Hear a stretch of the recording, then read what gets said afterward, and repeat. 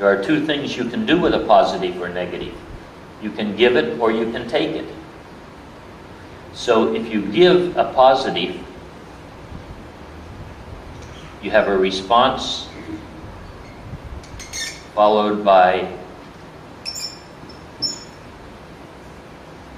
a positive stimulus. And this one is called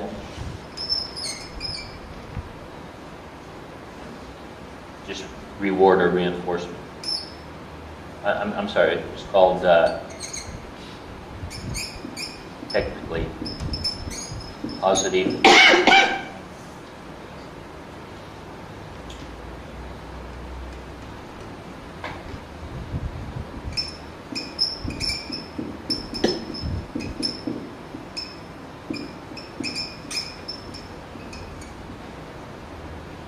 and it is the one we usually refer to as reward. And if I follow a response where I give a negative,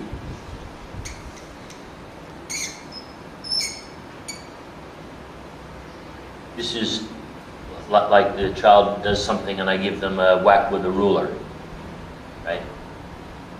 We normally just call this punishment, but technically there are two kinds of punishment just as there are two kinds of reinforcement or reward. This is called presentation.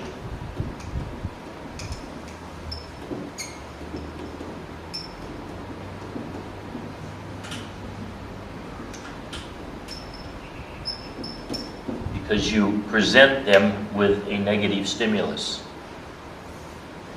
Now, you see there are two boxes not filled here. In this one, you have a response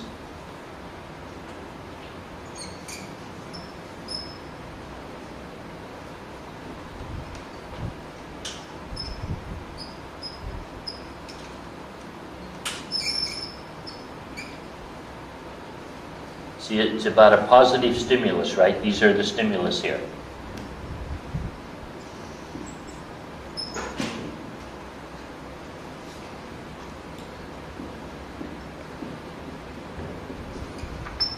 So you can give something or you can take something as an application. Or let's not call it an application since it happens after, let's say consequence.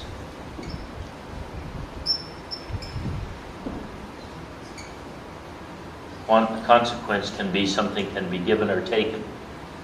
You can give or take a positive stimulus or a negative stimulus. So in the case here, where a response removes a positive stimulus, right? If you have something you like and someone takes it from you, you don't consider that rewarding, you consider that punishing. So this particular one is called withdrawal punishment.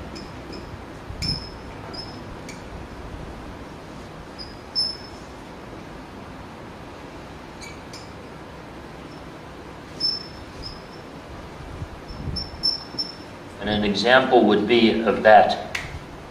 Say, for instance, you have some kids and they like to argue over or maybe not argue, maybe they like to yell at each other and fight during a TV program.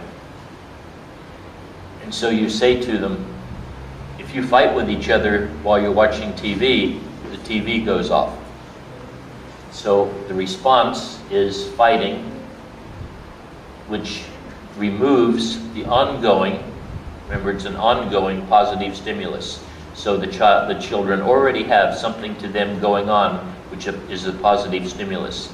They emit a response, or they do a response, and that response results in the consequence of taking away the positive thing that they had, which is withdrawal punishment. The one other possibility is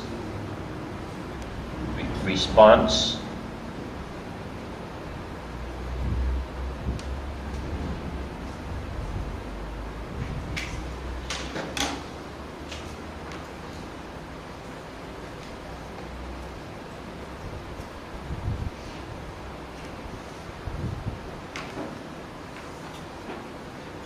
a response removes a negative stimulus. Now, if you had an ongoing negative stimulus and it is removed, if something bad is happening to you and that thing is stopped, you feel good. So it is rewarding.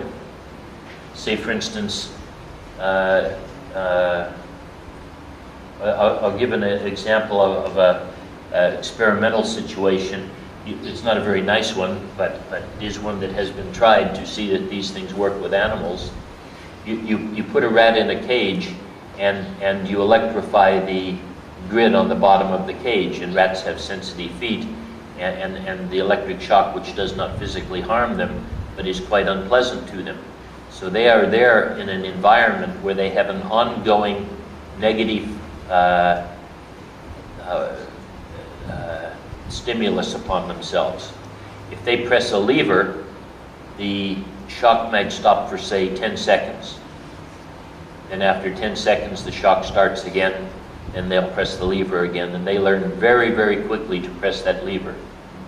Usually takes 2 or 3 trials. They learn to keep pressing that lever so that they don't get the shock. So that is called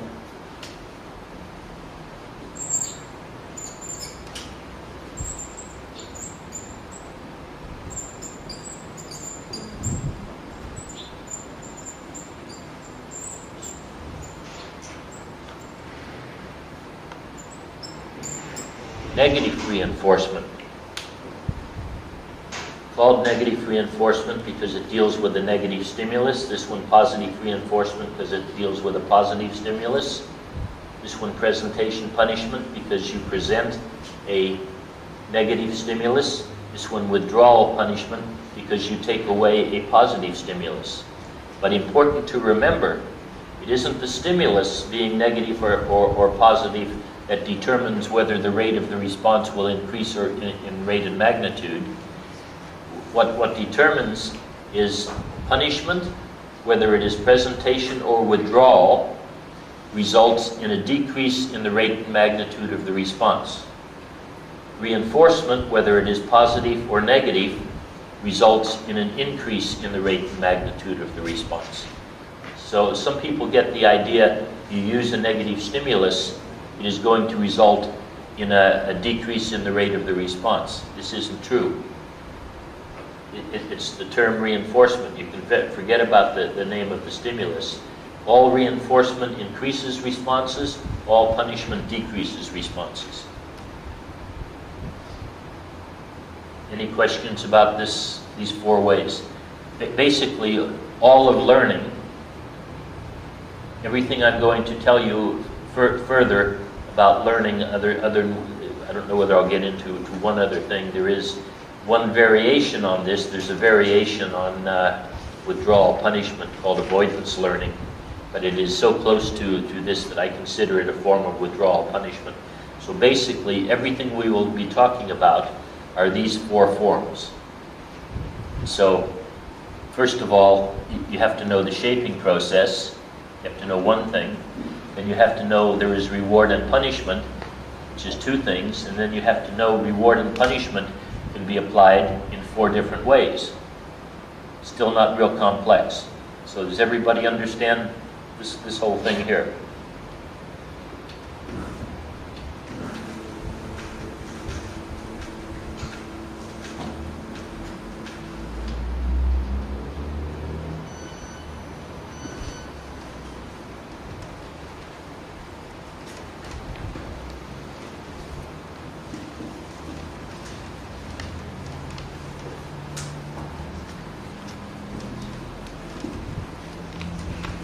Now, you might well think that because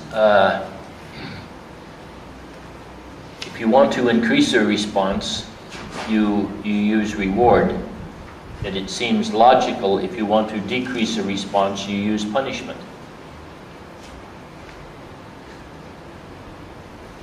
I mean, that does sound reasonable, right? And punishment is very widely used in the world. Actually, punishment is probably more widely used in the world than reward. The reason being it is something that I didn't actually mention here, but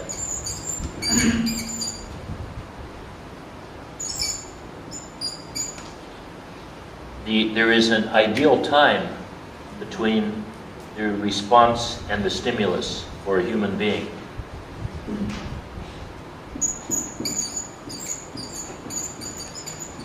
To have its maximum effect, it should be applied within 1/2 second to have maximum effect. That doesn't mean if it's a few seconds, it's not going to have an effect, but the ideal is 1/2 second.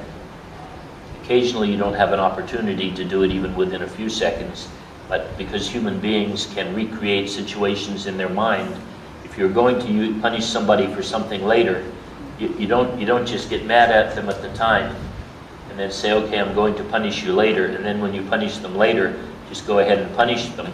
You have to totally recreate the situation in their mind so that the punishment still comes essentially after a 1/2 second after the recreation of the response that was being punished.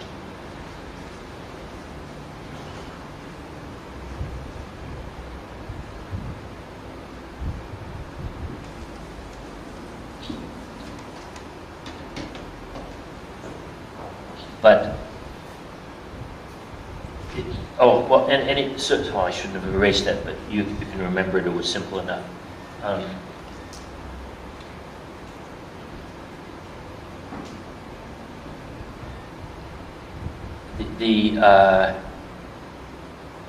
The timing on this, you notice, to be most effective as a learning experience with both punishment and reward is how quickly the stimulus follows the response. If you reward somebody, you often don't get what you ask for or the rewarding stimulus. It often doesn't come very quickly. You might say to kids, it would be really nice if you treated your brothers and sisters more friendly. But in a 1/2 second, you're not going to get a change in that child's behavior. Although maybe later on they will think about it and they will change, but you won't notice it because there's been such a long time period between your response and the following stimulus. But if your child is doing something you don't like and you give them a whack with a wooden spoon, they stop right away. So you get immediate reinforcement. So this is why punishment is so widely used and reward is not so widely used. Punishment seems to work very, very effectively. And I admit it does. You can stop many negative behaviors through punishment. But there are a number of flaws with punishment that are not problems with reward. One of them is, while you can stop negative behavior with punishment, and you can even make some positive behavior occur with punishment, like for example, if your child is 10 years old and they won't pray, you are allowed, actually, we'll get into really what this means, because this needs a lot of interpretation, that you can beat your child for not praying at 10. So if you beat them, and their alternative is pray or get beaten, they usually pray. But the thing that you cannot do, while you may be able to get them to pray by punishment, you cannot get them to love praying in their heart by punishment. You can only get them to love praying in their heart by reward. So while you can get the behavior, you cannot get the intention. And you know that with any behavior that we do, if we do any good behavior, we have to intend that good behavior first before we get reward from Allah. Allah doesn't reward good behavior. Allah rewards good behavior following good intention. And so if you're using punishment, you are stealing the opportunity from your child to be reinforced or rewarded by Allah for their good behavior. That's not the only problem. Children who are punished tend to want to escape from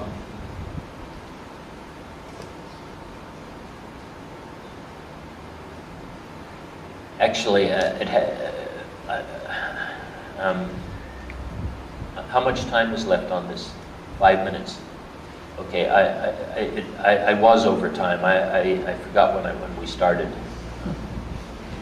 Somebody indicated to me earlier that it was time for the break, and I thought it was a long time from the break, but we were actually late, but hopefully you can put up with this. I'll just say this last important thing about punishment.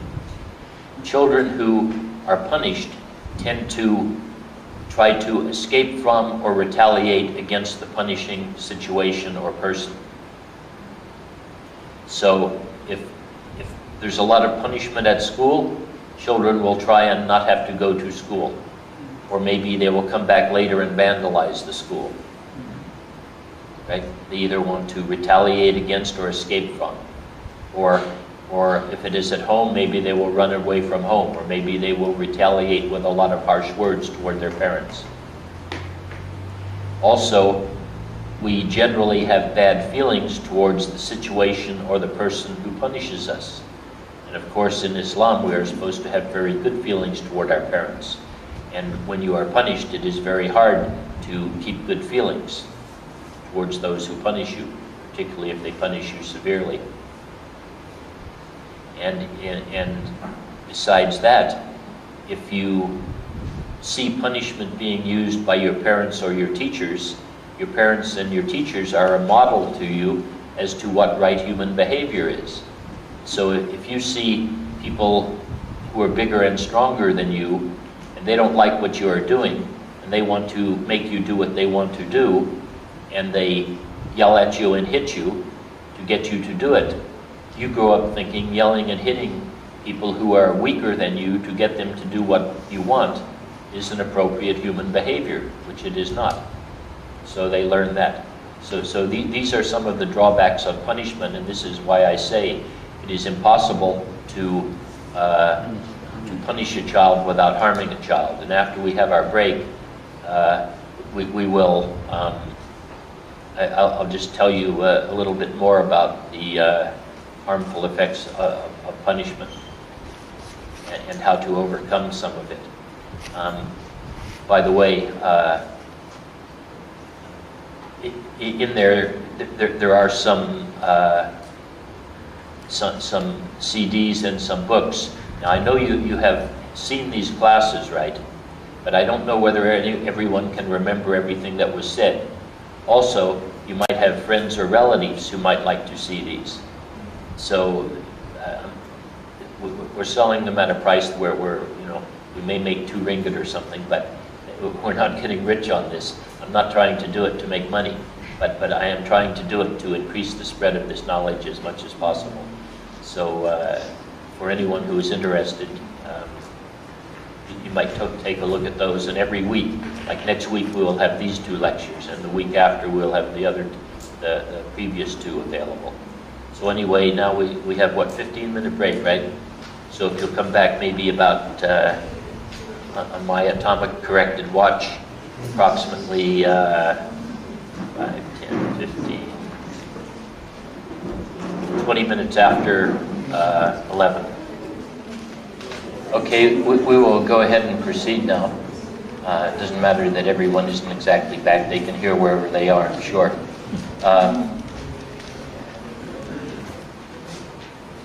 I said I was going to say a couple more things about the problems of punishment, but I had so many conversations in between, I forgot what those other couple of things were. But I just want to mention an interesting statement by, remember I said B.F. Skinner was the person who originated essentially all of these laws of learning. And he said a really wonderful, it was a very wonderful sentence in one of his books, and it is, "We are only beginning to understand the weakness of force and aggression as we are beginning to understand the power of love." Because basically in human history, love has not been the way that rightness has been encouraged, other than perhaps at the time of a few of the prophets who Allah revealed the knowledge to, that is the right way. And we have to remember that the reason that our prophet was even so very loved before he received revelation, because he was just basically the nicest man in the whole community. And later on, when we talk a little bit about child raising, I would say in much of the world, Muslims feel comfortable to be quite harsh in raising children. Harshness seems to be very prominent in our Muslim Ummah. Maybe, I don't know how much so in Malaysia, because there's a lot of permissiveness I notice goes on in Malaysia. But in some countries, and for a long time, there was a very lot of harshness used in the Muslim Ummah. Much of it on the basis of the idea that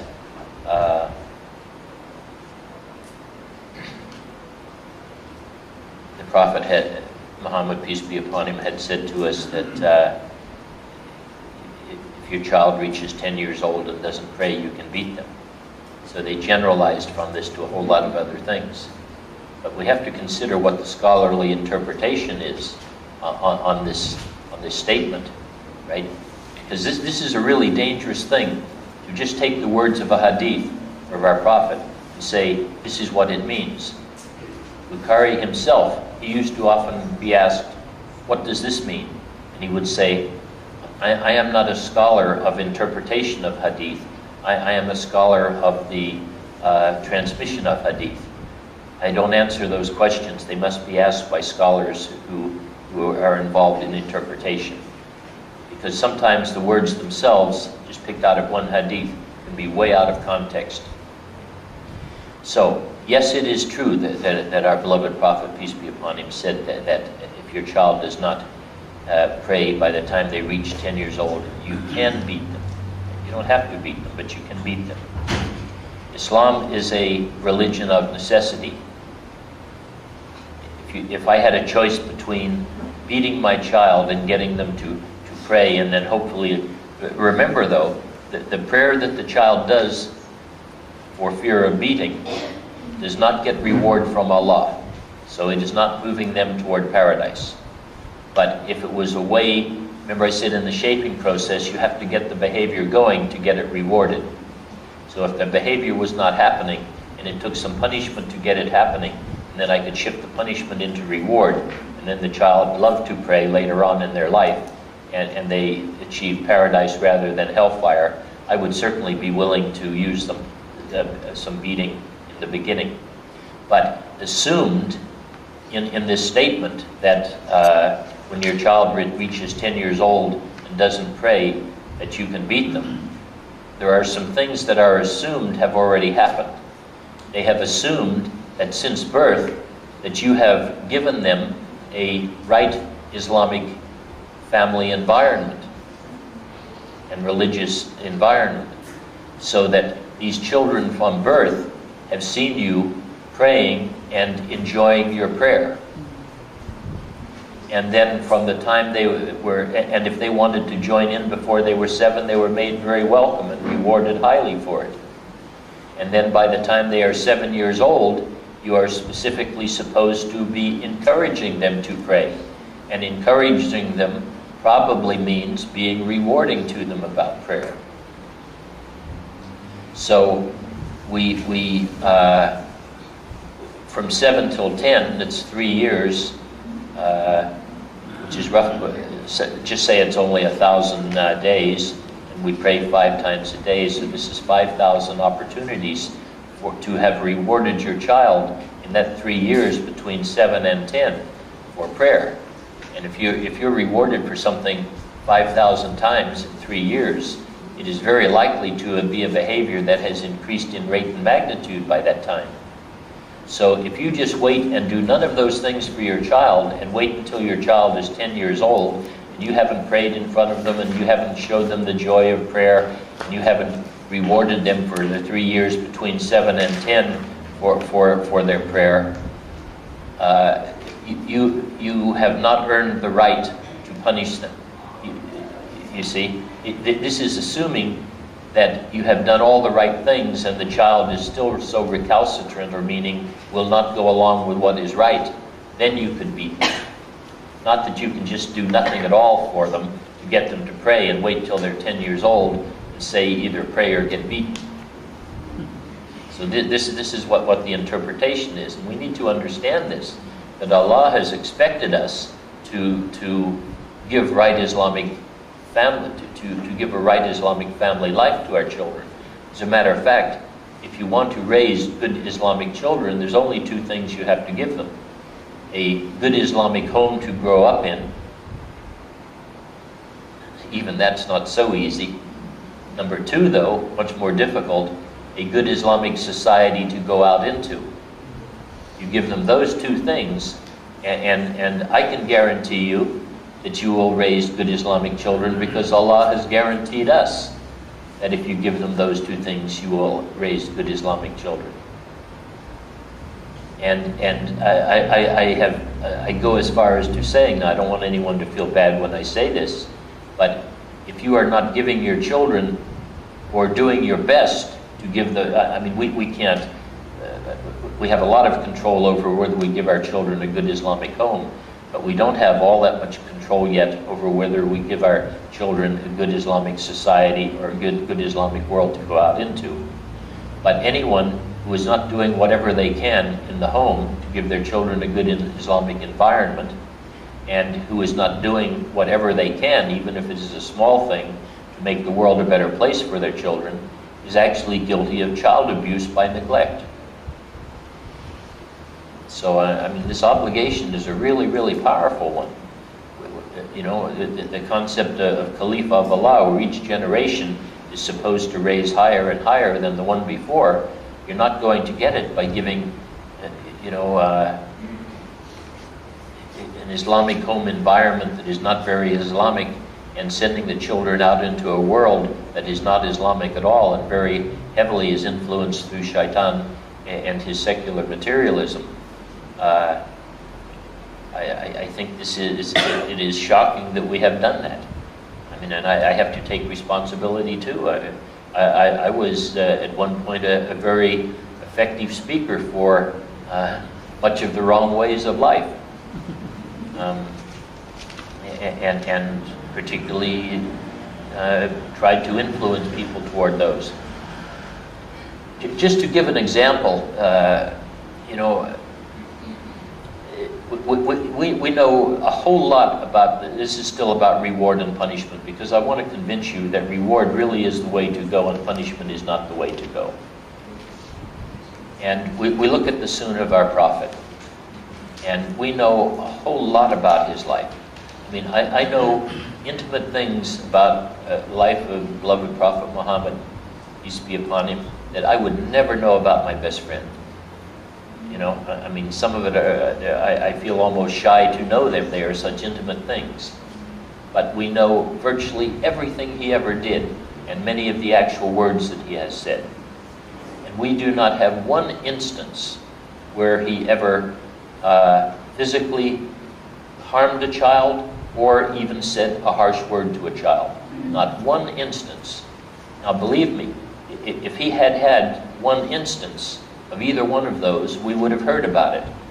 And our Prophet also used to do some things that he would not do himself, but he wanted to do just one time to let people know that they were okay.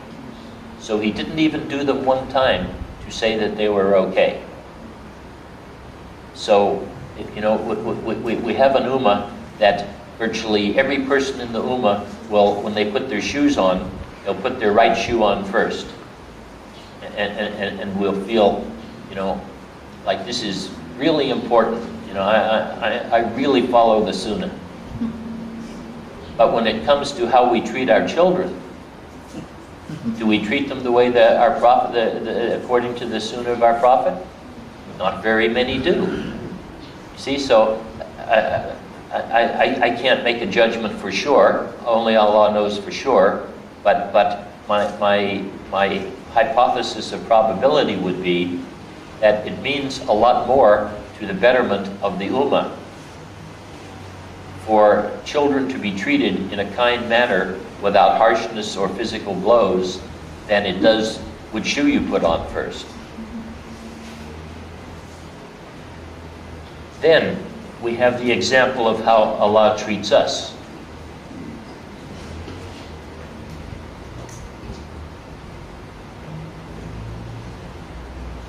And one of the great scholars is Imam Nawawi.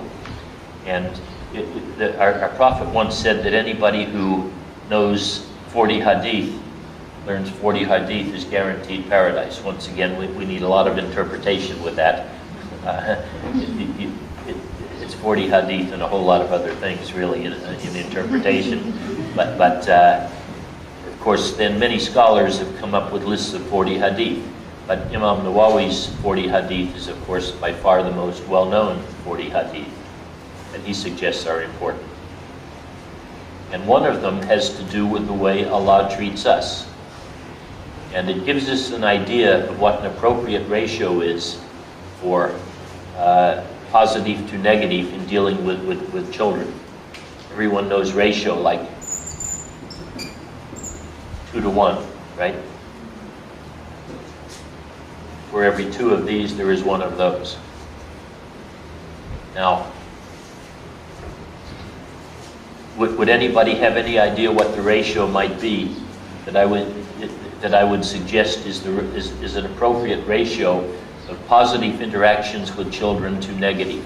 In other words, rewards to punishment. 10 to 1?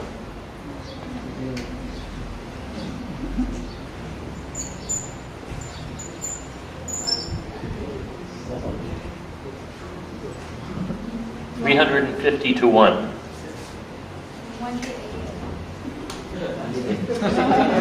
Sounds very difficult to do, right? You say, oh, how in the world? Now, where would I get a number like that from? Okay? I get it from one of Nawawi's 40 hadith. Because Allah does not actually assign points, but just to make it easy to show where I get the number 350 to 1, I will talk about Allah's reward and punishment as points rather than in the way that He does it, which is not based on a digital system, but on probably some system we have no idea about. But what happens if you intend to do a positive thing? Talking in points, according to Nawawi's 40 hadith, what does Allah give you if you intend to do something good? 1 point, right? And if you go ahead and do that positive thing, what does Allah do? He multiplies it by what? Anyone remember the number? 10 to 700.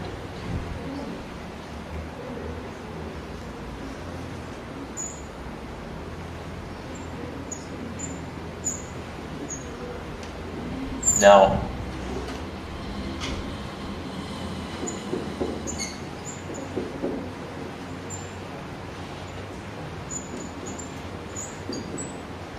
what happens if you intend to do a negative thing? No. No, don't get it. Zero. Zero. If you do it.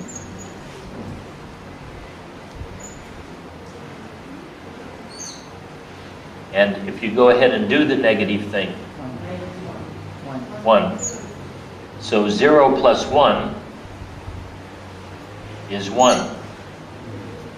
1, here the average between 1 and 700, which is available for having intended and done a positive thing. The average between 1 and 700 is 350.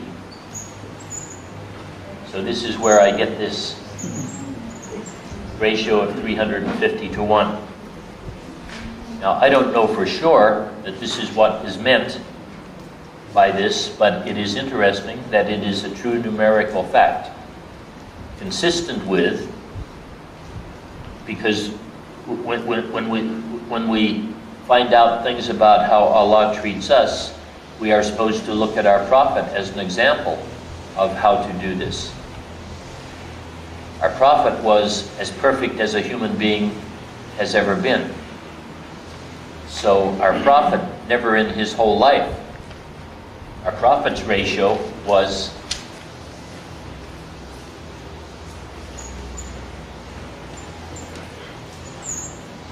infinity to 0. Whatever number of interactions he had, which would have been many, many, many thousands in his life with children, to 0. Because he was an example of the perfect expression of how Allah would like this done. But Allah is practical with us and does not ask us to do more than is possible. So it appears He asks us to try and meet a ratio of only 350 to 1, instead of being perfect like our Prophet and being only positive to none in a whole lifetime. Wouldn't it be nice if we could all be like Prophet Muhammad? And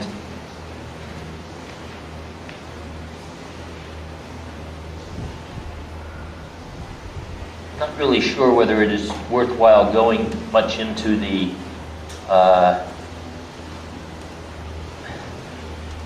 I'll just tell you very, very briefly about schedules of reinforcement right now.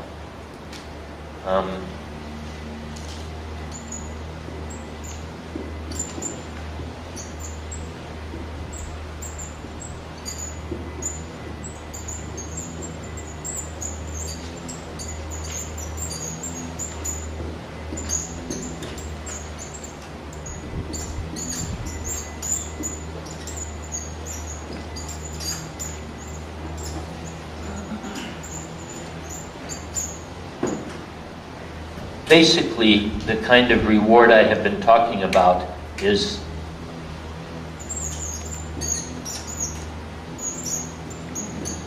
or the type of, let's actually just forget the negative, because I don't want to, they work the same, but I don't want us to think that I'm saying that we should use much negative.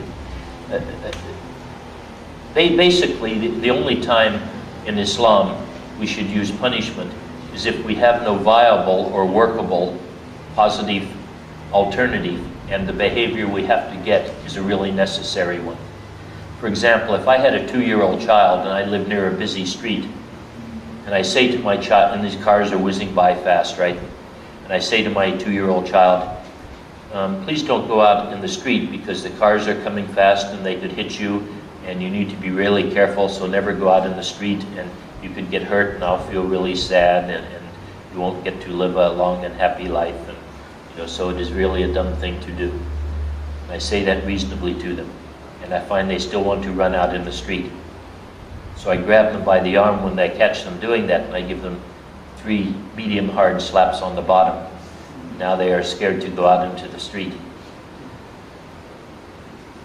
I suffer the effects, the negative effects, that the child might be a bit angry at me and might want to escape and retaliate from the situation. All of these things are true, right? I have actually harmed the child, but the greater good of saving my child's life for this little bit of negativeness or harm that is done to them through the use of punishment, and if I have already tried a positive way and it didn't work, I would say go ahead and use it. But I don't know for sure everyone knows that in Islam there is a specific process for punishment. Before you use punishment, and then when you use punishment, the first thing you do is you try and reason with a child and get them not to do it just by tell them in a nice way why it is wrong and why they shouldn't do it, and suggest they don't do it again. The second stage isn't even to beat them, it's to withdraw your positive attention to them and say to them, because you are doing this wrong thing, of course I love you, but I'm not going to give you any affection or attention while you are doing these wrong things, because it will teach you these wrong things are right. Then you get to the third stage, which you are allowed to punish, physically punish. But there are rules on physical punishment. You don't hit the child in the face or the stomach, because the face and the stomach are places where being hit can cause easy permanent damage. The rest of the body being hit would very rarely cause permanent physical damage. You are only allowed to hit maximum of 3 times. And you are not allowed to hit hard enough to break the skin or leave a bruise. So it is a really merciful form of punishment. Additionally, and many people forget this, you are not allowed to punish your child while you are angry. Because if you are punishing your child while you are angry, you are much more likely to do it to be satisfying your needs than to be teaching your child some positive thing. And of course, Allah is not going to be giving you much reward for hitting your child because you are angry. I think you are probably to get the opposite. So anyway, when I suggested, like on a shaping process, you start out, you give lots of reward.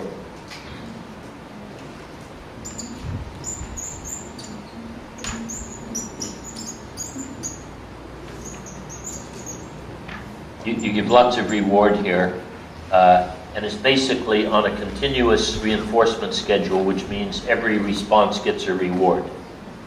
One response, one reward. One response, one reward. Works really well to get a behavior going, right? Several problems with it is, my chicken in the cage is hungry when it starts. But if it is in there too long, it's going to eat enough food, it's not going to be hungry anymore. And if it's on a continuous reinforcement schedule, that means it gets one piece of food for every response. So maybe you will get what's called satiation or fullness, and the thing no longer becomes rewarding. Additionally when you are learning something, the acquisition curve looks somewhat like this. Starts out slow and builds up fast.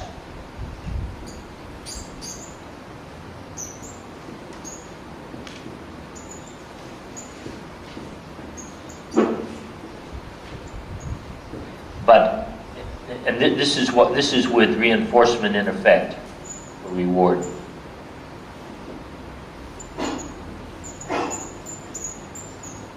So you get a curve that looks like this.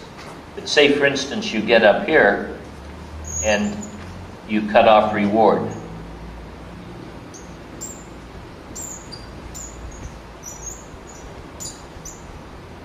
For a behavior that is not naturally rewarding or has not become internally rewarding, like lever pressing for a rat, or if I quit reinforcing my chicken for doing that thing, and doing that turning the circle quit working, we get a drop off like this. This is called extinction.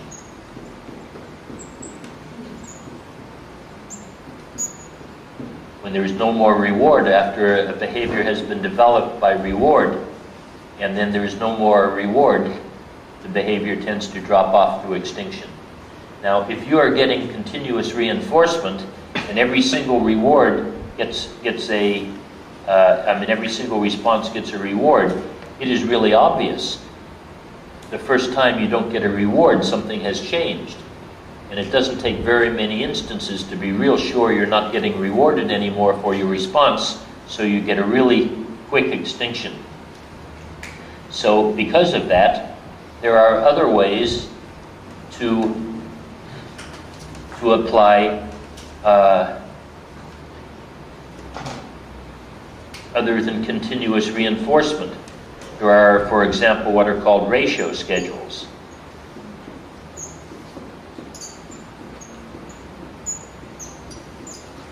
I'll just give two examples here. Fixed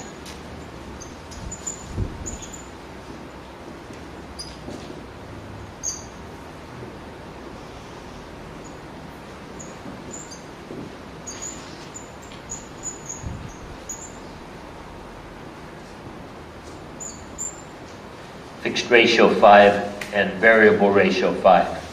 I think the term itself may give you some idea what it means. Fixed ratio 5 means instead of continuous reinforcement, where every response gets a reward, in fixed ratio 5, only every fifth response gets a reward. In variable ratio 5, on the average, every fifth response gets a reward. So you might get a reward after 1, or you might get a reward after 10, and the two would average to 5, or 6 and 4, and average 5. So it means on the fixed ratio, the animal, or the human being can come to know for every 5 they get 1. But by the way, on these fixed ratio schedules, you tend to get rates of behavior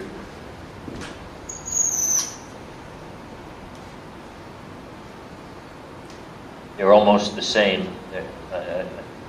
I'll forget a little technical difference in the two. But you get very high rates of response. The reason you get very high rates of response, of course, is the more you do, the more you get. Right? The more responses, whether it's continuous reinforcement or fixed ratio 5, the more times you respond, the more reward you get. To give an idea how powerful this fixed ratio or these ratio schedules are, they have with a rat in a cage who gets 1 little food pellet for each lever press. They have gone from teaching it to press the lever on a continuous reinforcement schedule up until the ratio was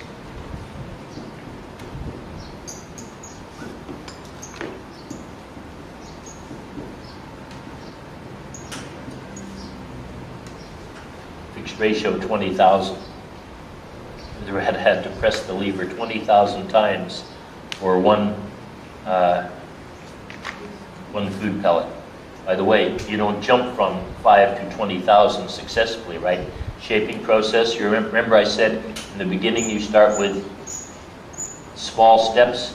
In the shaping process, I didn't actually mention this, it's very important. You never make a step so large that you're not likely to achieve it, or the shaping process will break down at that point. But if you do this slowly, you do 5, 10, 20, 50, 80, 150, 300. Well, actually, it would really work better on a variable ratio schedule, where the animal is never quite sure how many it takes, right? On a fixed ratio, you know it takes 5. On a variable ratio, you know it takes an average of 5. But theoretically, one could take 20 or 30 and then be managed by a whole lot of quick ones, or balanced by a whole lot of quick ones. So on a variable ratio, you're never quite sure. So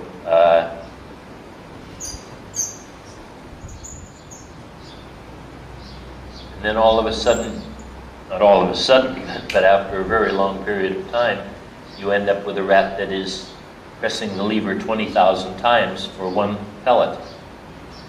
But the amount of energy it gets from 1 pellet is not nearly sufficient to cover the energy that is expended pushing the lever 20,000 times. So these schedules of reinforcement are so powerful, you can get enough work out of somebody, or an animal, or even a person. If you put them on the right schedule and had no morality, you can get them to work themselves to death, which of course has happened in the world with people at times before.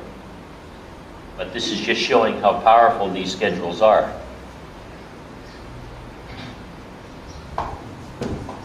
So if you want fast rates of response, if you want a whole lot of work out of somebody, you want it done quickly, you go to a fixed ratio or variable ratio schedules. The other kind of schedules are called interval schedules,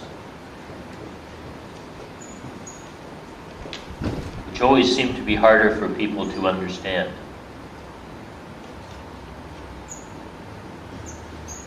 And we could have a fixed interval, 5-minute, or a variable. I mean, it can be anything. I'm just picking 5-minute.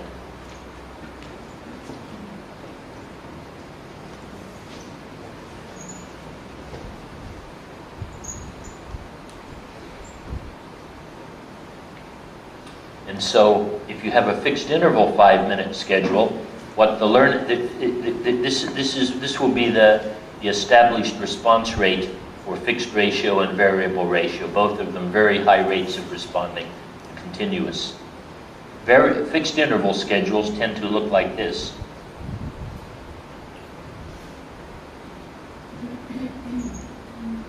The reason being, what this fixed interval, some people think that fixed interval 5 minutes means that there is a reward every 5 minutes. That is not true. It means that there cannot be a reward for the first 5 minutes. As soon as 5 minutes has passed, the first time a response occurs, it can be rewarded.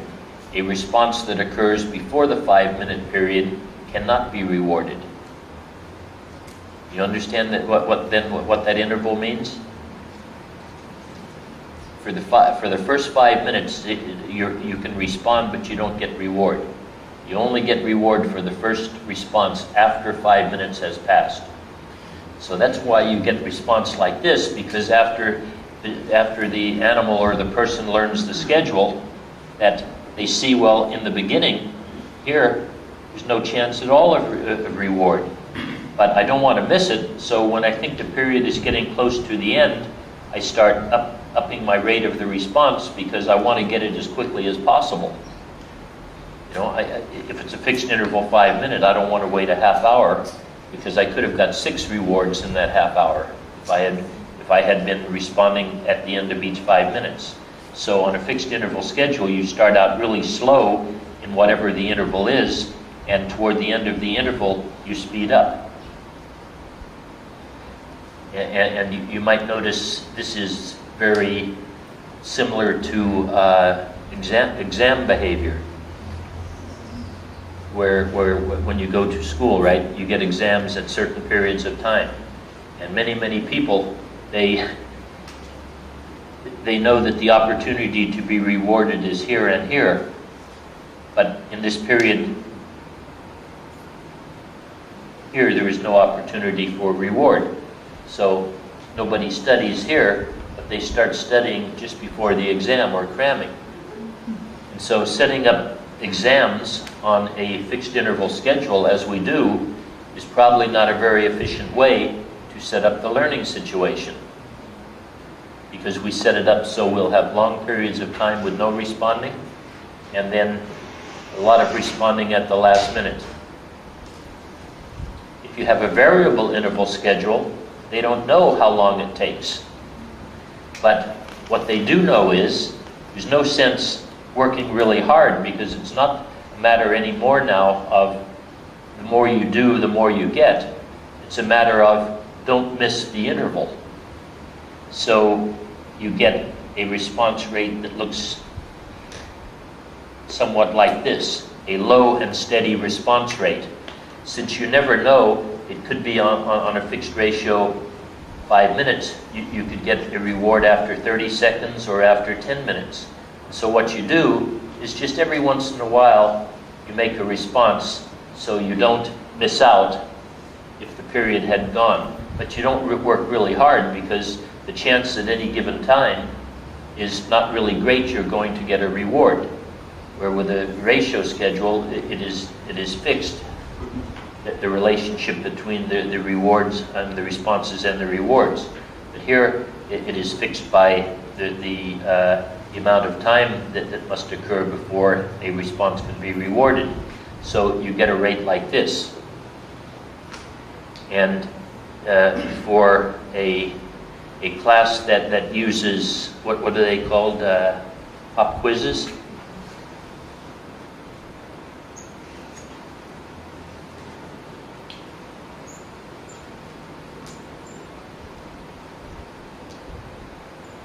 So, you know, if you have two midterms and a final, they are like fixed intervals because the people know exactly when they will be.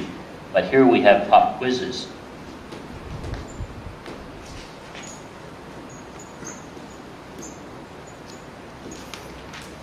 So has anyone ever taken a class where when you go into class, the professor says, well, come to class every day prepared because I give pop quizzes? But you are never really sure whether he will or not. And so you often take the chance that he won't. And so what you do is you study at a slow but steady rate, hoping that the days when he has a pop quiz will be one where you have studied. So this also is not a very effective way. But also it's a way that is not appreciated at all. You would think if you want people to learn as much as possible, you would have them on a ratio schedule. The more work they do, the more reward they get. And there is a system of education that was proposed back in the 1960s by a psychologist named Fred Keller called the Personalized System of Instruction. And basically what he did is and I actually used this once at a university. We had a introductory psychology textbook, and there's like 500 kids in the class. And we guarantee everyone in the class a 5-credit A. It's a 5-credit class, right? 5 days a week class. So we guarantee everyone who finishes a 5-credit A.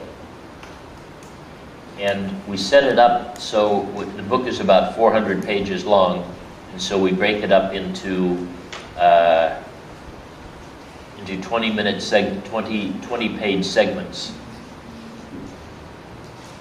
And these 20-page segments it's not so hard to learn just 20 pages out of a book. So to get the right to pass on to learn the second 20 pages, you have to pass an exam on the first 20 pages. And if you fail the exam on the first 20 pages, you can come back and take a different exam on the first 20 pages. And if you fail that one, you can come back again. So we made 3 exams for each 20 pages, different exams for each 20 pages. And it's very unlikely somebody's going to go away 3 times and study and come back to pass an exam and not pass it in 1 or 3 times. We never had anyone do that. So you can move at whatever rate you want to move. If you want to get your 5-credit A out of the way early in the year, or most of the work for it early in the year, and then not have anything left to do, and put your time in other classes, you're able to do that. They did also have a midterm and a final,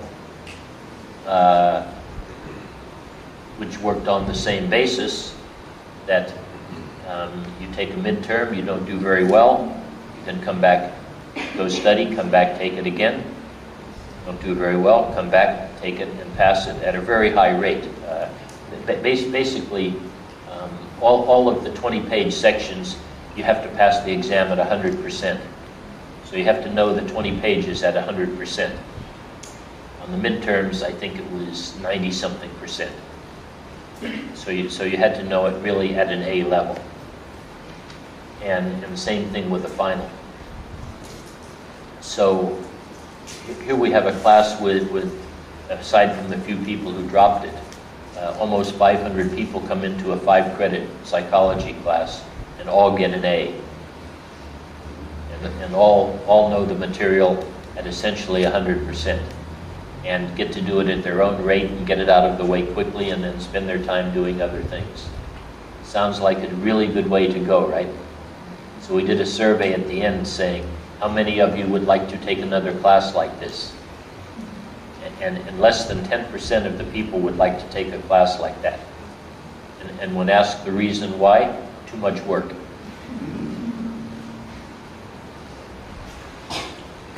Because the alternative, you see, is to get your grades for very little work. You're probably not going to learn it, at least not as many people are going to learn it as well, but everybody gets to do a small amount of work, rather than everybody do a whole lot of work and get an A. Everybody can do a small amount of work, and some people fail and some people get an A. Which seems like quite an inefficient way to set up an education system.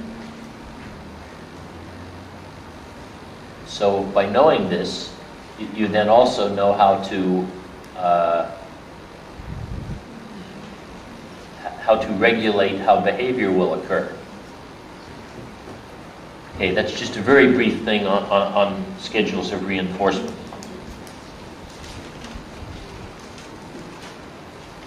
Now we come just to a little bit of actual application, because application can be very, very complex with human beings.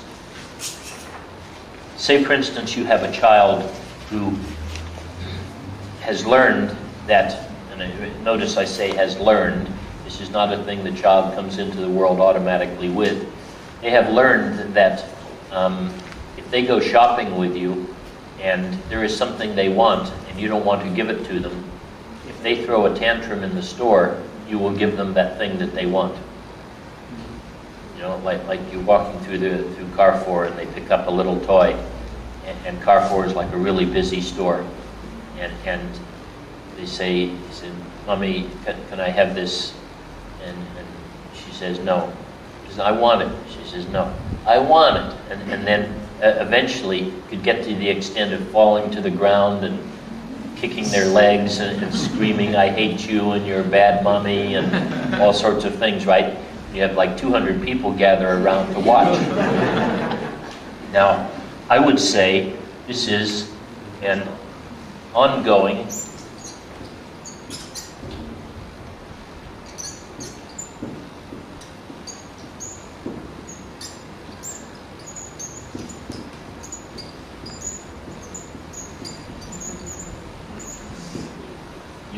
it would be fair to say, right, the parent is caught in an ongoing unpleasant situation. So if the parent's response during this ongoing unpleasant response is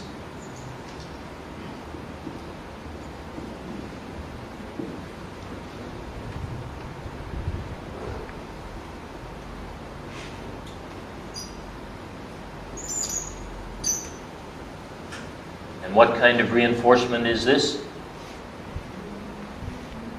Remember, there's two kinds of reinforcement? Okay.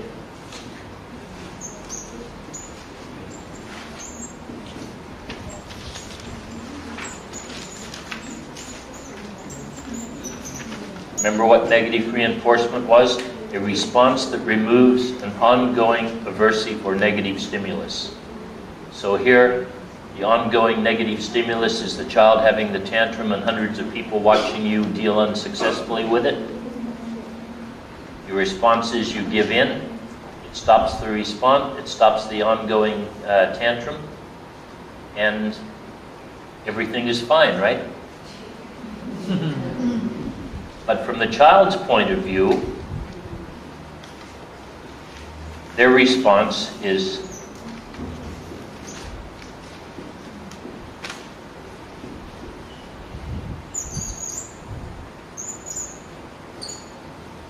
tantrum followed by S+.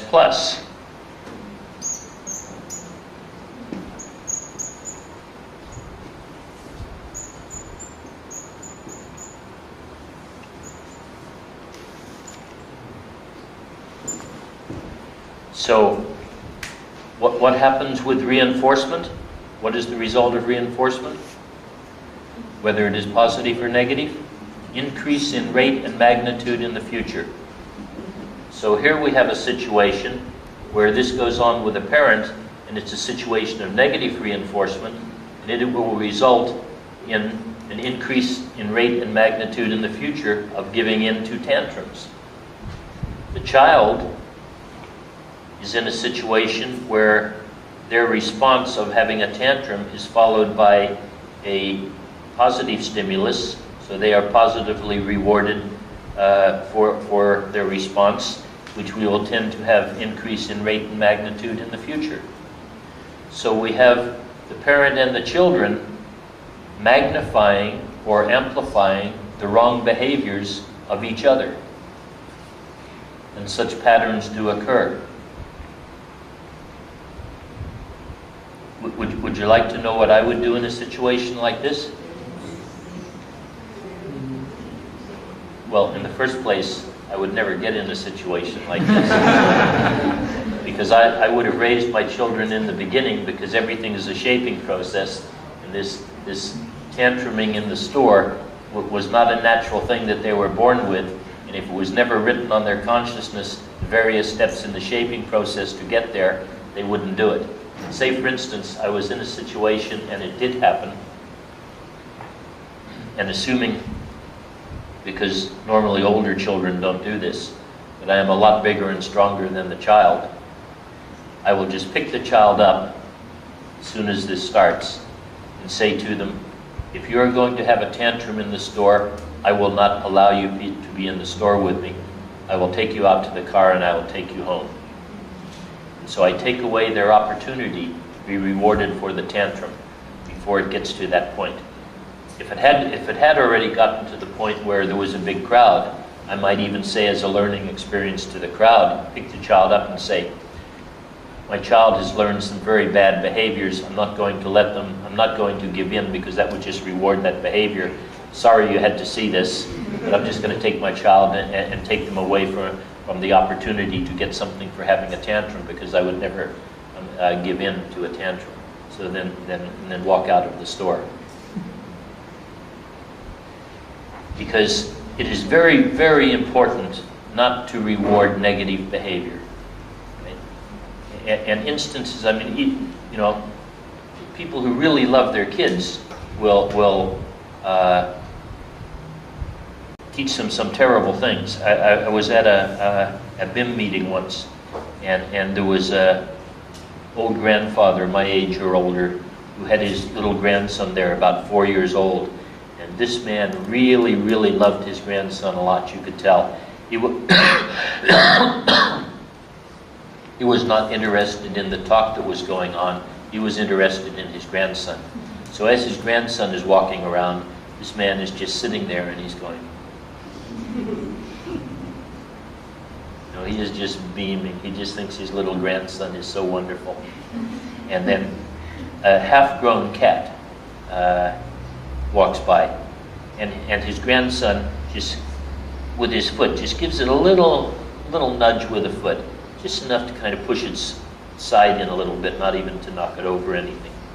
But children like to get feedback as to what those who care about them think about their behavior. So the little boy does this, looks over at his grandfather, and his grandfather goes, oh no. Because reward is not only words, right? Somebody nodding and smiling who likes you a lot is very rewarding. So a few minutes later, the cat walks by again, and the little boy gives the cat a kick. Not quite hard enough to knock it all the way over, but not much hard enough to make it move sideways. Looks at his grandfather goes. And I think, oh, wow, this is really terrible. Now, cats, being apparently only slightly smarter than chickens, walks by the third time, which I thought was a very bad idea. And this time, the boy draws his foot back, and he's going to kick the cat as hard as he can. You see, because he's being rewarded, his response rate is going to be increasing in rate and magnitude. So he tries to give the cat a really hard kick. But because 4-year-old boys are actually often not very coordinated, he misses the cat and falls over. And his grandfather jumps up and runs over and, oh, you okay? And he, you know, has all this kind of attention to him. So his grandfather, who really loves this boy, right, probably would be willing to die rather than let the boy be hurt, is actually teaching him a really terrible behavior, that it is okay to mistreat animals, which is something that's totally opposed to Islam. But he doesn't know it because he doesn't know about the laws of learning.